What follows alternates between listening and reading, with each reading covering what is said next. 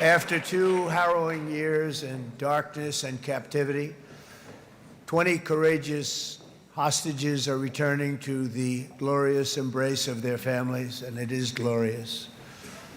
28 more precious loved ones are coming home at last to rest in this sacred soil for all of time. After more than 700 days, all 20 living Israeli hostages held by Hamas are now back in Israel, safe with their families. The first phase of President Trump's peace plan is underway. Cheers filling the so-called hostage square amid news the hostages had crossed out of Gaza. Meanwhile, the world awaits to see if this fragile ceasefire will hold. NBC's Alice Barr has details from Washington.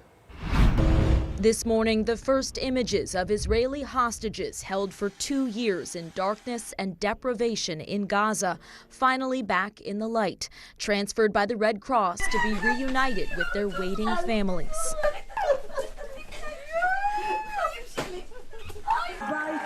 In Tel Aviv's Hostage Square, Israelis cheering the moment they have prayed and protested for and chanting, "Thank you, Trump," as President Trump addressed the Knesset, Israel's legislature, celebrating the peace deal he brokered. Generations from now, this will be remembered as the moment that everything began to change. He earlier declared the war is over, in contrast to Israeli Prime Minister Benjamin Netanyahu warning the military campaign is not over.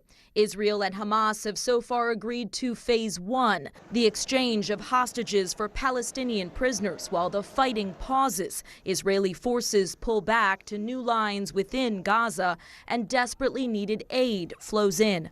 But thornier questions remain about Hamas disarming and leaving power and how to govern and rebuild Gaza as Palestinians flood back to whatever remains of their homes.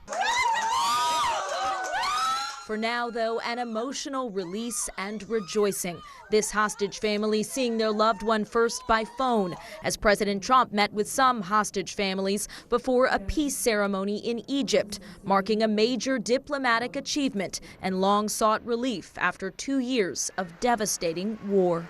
In Washington, Alice Barr, NBC News. And some 200 heads of state are set to join today's peace summit in Egypt, including Arab leaders critical to the negotiations and to helping rebuild. President Trump again promoting his proposal for an international board of peace, and that would oversee reconstruction in Gaza.